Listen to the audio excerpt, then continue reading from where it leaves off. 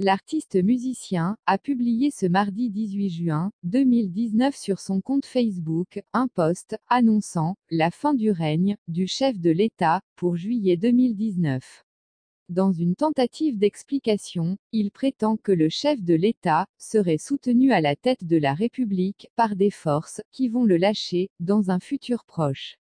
Urge, le soutien accordé à Mr Paul Biya à la présidence de la République camerounaise s'achève le 21 juillet 2019. C'est le message qu'on peut lire dans cette publication, mise en ligne dans les tours de 10 heures de la matinée du 18 juin 2019. Une annonce qui suscite l'intrigue et l'hilarité chez plusieurs lecteurs. Il se demande si, le célèbre musicien, des chansons douces, en langue béti, a complètement perdu la tête.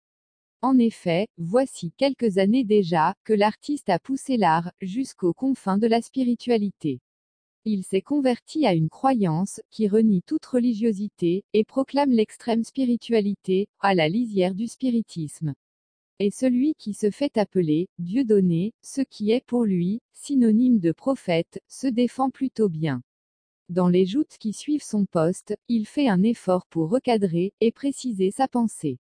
À la question de savoir si cette déclaration signifie que Paul Biya quittera le pouvoir à cette date, l'illuminé répond: le soutien divin de son règne s'achève même après-demain, le 21 juin, dans 3 jours, mais il reste couvert jusqu'au 21 juillet, et après, les Chotins Zenjin, forces protectrices de la nature et de l'environnement, s'orienteront vers quelqu'un d'autre. En clair, les puissances ésotériques protectrices du porteur du pouvoir d'Etoudi vont le lâcher le 21 juillet. Saint-Désir Atango précise qu'il ne dit pas que Paul Biya va quitter le pouvoir à cette date, mais que ce sera terminé pour lui, qu'il sera désormais vulnérable et accessible à toute éviction spirituelle de la tête de la République.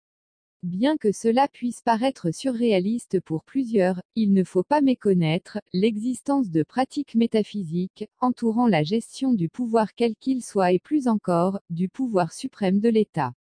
On se souvient très bien qu'au lendemain de sa prise de pouvoir en 1982, Paul Biya avait fait le tour des chefferies traditionnelles du Cameroun, où il a subi des rites, le dotant d'une onction particulière, pour la gestion de l'État. D'aucuns classent dans ce même registre son érection comme non engouillie par les chefs traditionnels du Sud Cameroun, il y a peu. En admettant la possibilité que ces forces métaphysiques soient réelles, tout porte à croire que cela relève de l'inédit, étant donné que le chef de l'État a été désigné par voie électorale au sortir de l'élection du 7 octobre dernier pour un nouveau mandat de 0,7 ans. Le soutien du peuple qui l'a élu reste donc actuel et de nombreuses circonscriptions lui renouvellent son soutien pour les échéances électorales prévues cette année, municipales, régionales et législatives. De toute façon, le 21 juillet n'est plus si éloigné, et comme cela a toujours été le cas avec de tels discours, on ne perd rien à attendre.